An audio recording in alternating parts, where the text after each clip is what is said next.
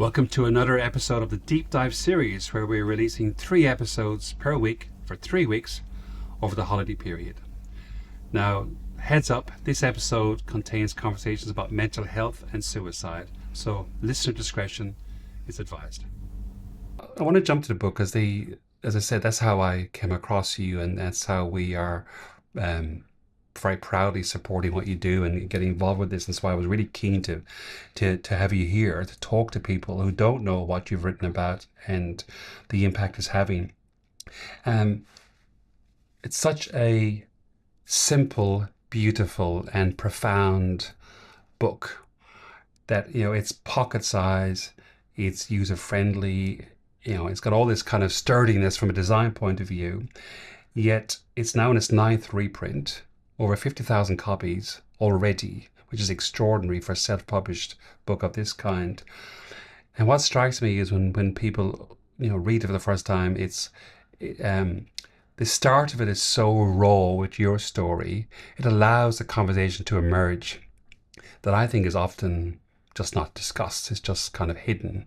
Because it's a hard conversation to engage with.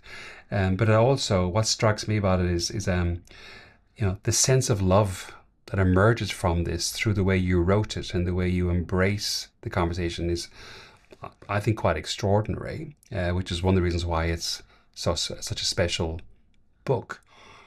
50,000 people, or 50,000 copies rather, are in circulation. Who reads it? Who uses it? Who reads it? Well, it's probably who reads it that I didn't expect to read it. Because when I wrote that, I thought it was just for men. Right. And so in the early days, my first exposure to online trolling or trawling, whatever people giving pointed comments to you, is that I got attacked, that why didn't I write a version for women? Right. And so my answer back then was, 75% of all suicides are male. Yeah. And I'm a male. Yeah. And so I wrote a book for men. Yeah. And I got to the point where I got enough of that sort of feedback that I say, if you feel that strongly, you should write a book for the 25%, but I've done my job. Yeah. And so I always thought it was just going to be for men. But a few profound things happened really, really early on. And the first one was just as we were ready to go to print, my mum knew what I was doing, of course, and writing the book. And she was there every step of the ways, when I got arrested and then you put into, the psych ward and those sorts of things. Like the one constant in all of this was my mum. And so she's seen me at those lowest points more than once. And so I gave a draft to my mum, but it was a printed hard copy like this, but the first one, but it wasn't the final copy yet. And so I said to Mum, take it away, give me your feedback. I want you to just come back to me as though you read a book. You've got to try not to do the mother's love part, Yeah. And so when I eventually got the book back off my mum, I said, what did you think of the book? And she said to me, I wished I'd had this when I was a young girl.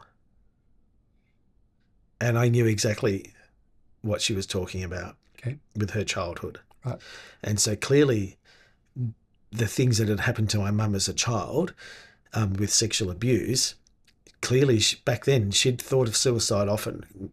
So now there's no difference between men and women when it comes to pain and hurt and loss. We're all human. Grief. We're all human. Yeah.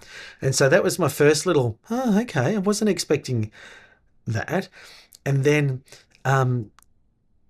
in early days of the journey, a woman contacted me from Melbourne who still follows me prolifically, and she had a child who's around the age of 10 who was suicidal, and he'd turned mute.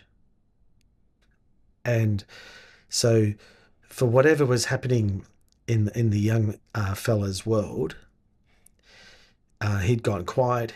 He'd stopped reading books. And so I don't know how it is that my book came to be in front of her son, but it did. And so the woman contacted me and said, congratulations on your book. No idea what happened between the book and my son, but it's the first book he's read in 3 years, and he's talking again. You serious? Yeah, 100%. So I'm like, huh, didn't expect that either. So this pattern continued, Pod, where I'd just continually be shocked as to who was reaching back to me very quickly.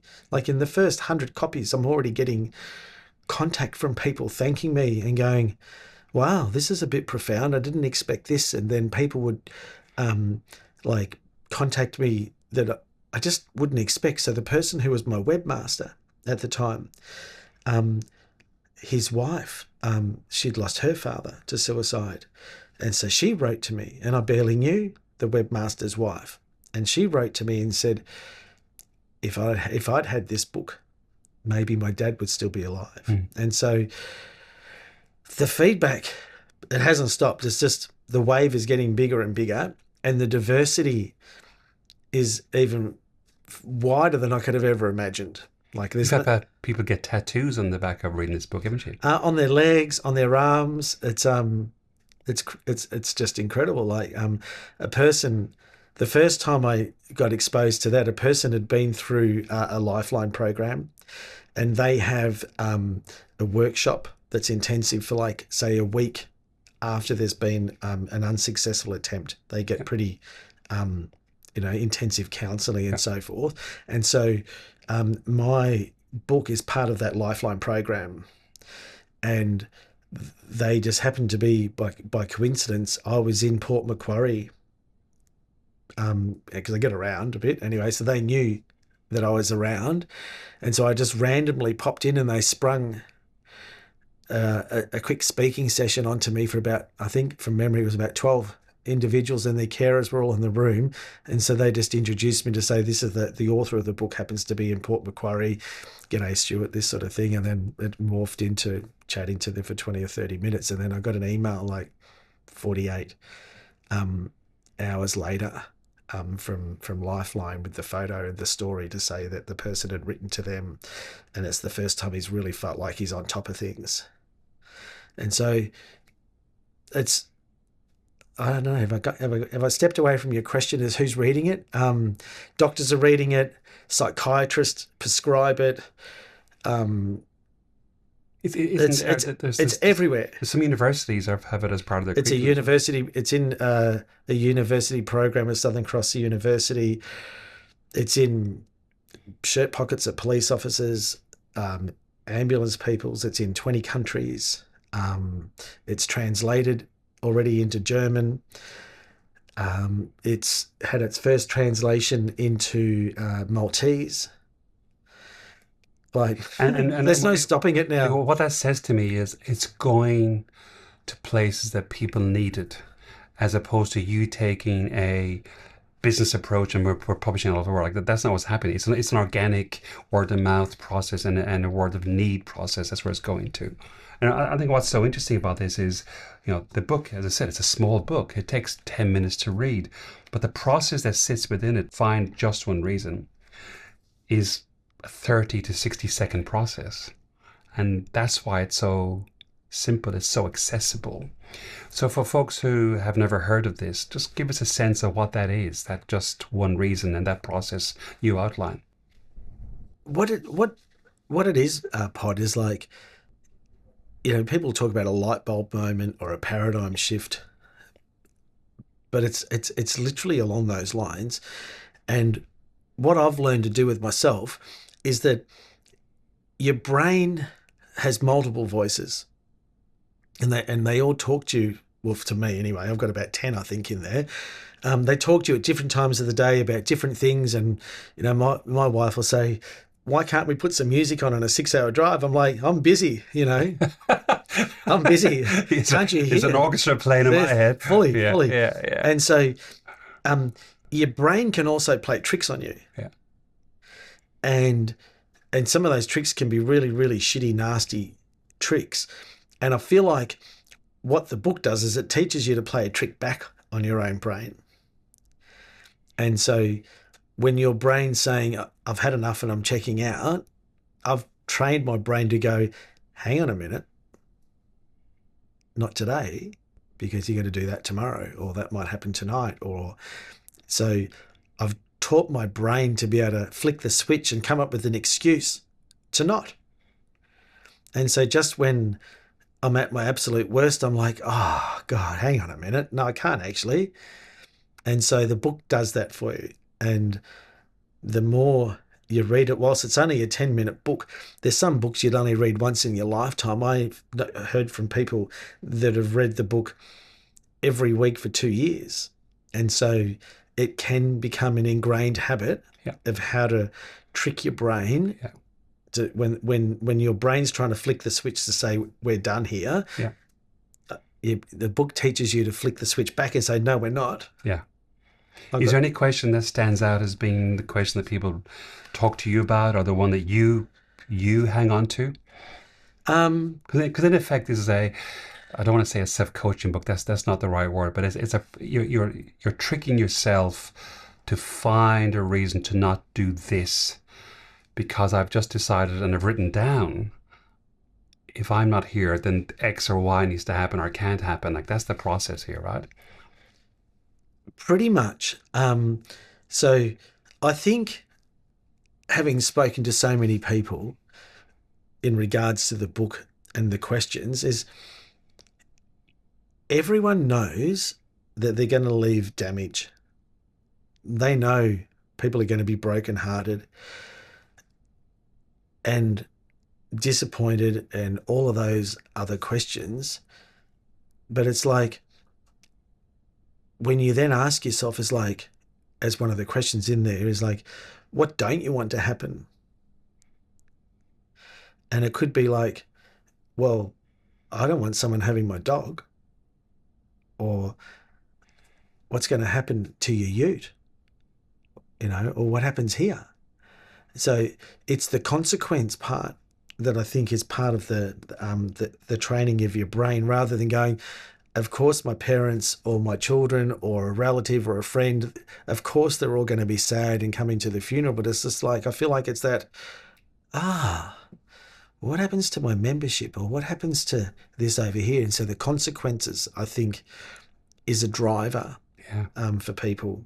And so that's why it forms part of the psychology of the book. Like the number of highly medically trained people that have asked me whether I've got a medical background, because they're surprised at the types of questions and the order of the questions. And they're like, are you sure? You haven't had clinicians help you write this book? And I was like, no, I'm just what you see, footy shorts and thongs type of bloke, Did I tell you what happened on the way out to Broken Hill? You told me quite a few things happened to Broken Hill. Tell me. Because I own a pub, I love going to pubs, and I want to come back to the pub in a minute. It's so important. So I love popping in and out of a pub, having one beer, seeing what it's like. I'm forever curious and forever thirsty. So we came across this pub that was just amazing, called the Spring Ridge Hotel. And there was a party going on. Like, we got in at like 5 or 6 o'clock. There was a party underway, only a small one, because little towns like that don't have hundreds of people for a party. 12 people is a party. And so the owner of the pub, a woman, came up to me. She said, "Oh, what are you guys up to?" And I said, "Oh, glad you asked." And so I went and got a poster out of the car and said, "We're off to Broken Hill.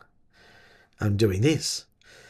And she said, "Oh, and what's going on? What made you do this and whatnot?" And I said, "Oh, I wrote a book on suicide prevention, and we're taking my book out back because they don't get access to it." And unbeknownst to me, I triggered the lady, like, instantly. And so she quickly revealed that she'd lost her son 4 years ago at the age of 19. And, it's forever raw. That wound never heals. And so we had a hug, a really good chat. It was like almost an informal counselling session, but it was almost from her to me in a sense too. It was pretty remarkable, because then I have this, as I said before, when we were driving the car, I'm having a conversation with 8 people at once. And in that moment, I was having, a conversation with her, but I had another one coming in over the other side, going like, "Here we go again. It doesn't matter where I stop and where I bring a book. It's someone who's affected. Yeah. There's someone affected, and there's Yeah. someone who wants the book." Yeah. And so, we hugged it out. I went to the car, got her a copy of the book, and then didn't see her for a little while. And then she came back up to me, because we're staying the night, came up to me, let's say half an hour later, and just said, "Have you got more of the books?" And I go, "Yeah, of course, we're on the way to do what we're doing." She's like, "Can I get 4 more?" She said, "I have 4 young fellas here in this town or village of maybe 100 people that are on suicide watch. Can I please have 4 copies?" So off to the car I go. So the fact that I got there by car, not plane, didn't make any difference. Yeah. Yeah. It's irrelevant. Just getting there and sharing the story and giving a resource. Yeah. Yeah. Yeah. You open a pub in Deepwater, which is in rural New South Wales, Australia.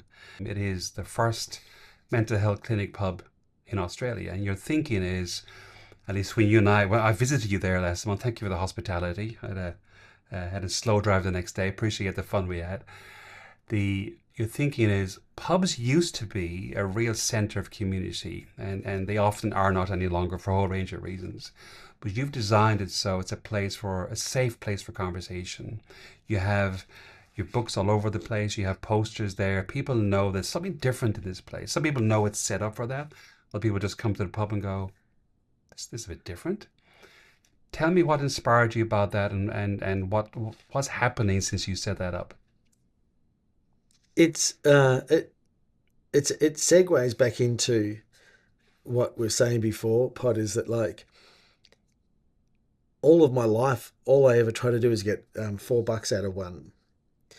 And so I continually see that, there's this money squandered left, right, and centre. And my one of my other voices has always been, if I could just be Prime Minister for a day, What would I change? what could I do? And so that fuels me. And so I've always believed that the pub's the hub, and in rural Australia particularly, they're an undervalued, underutilized resource. And I know already from how my book is, and the number of rejections that I get based on budget from government departments that they can't afford an $11 book. And so for quite some time, I'd always sort of imagined that, like, what if we could open up a pub as a mental health pub? And I'm like, no one in the world could sell that concept to a government ever. Like, just no chance. No. There's too many hoops, too many bureaucracies. No chance. Yeah. So I was like, you know what? Same again. If not me, then who? So I'm like, with my my wife, we're like, let's do this. And hotels, unless you're really, really lucky, hotels may or may not have 50% occupancy of rooms. So now you've got capacity to protect a person. So if a person's in a crisis, we've probably, more often than not, most nights of the week, got one spare room somewhere. Okay. So now we can house a person. Okay. And then if you've got a commercial kitchen and staff on, you can feed someone off your own pocket. Yeah. Pretty cost effectively too, if someone's in the ditch a bit. Yeah.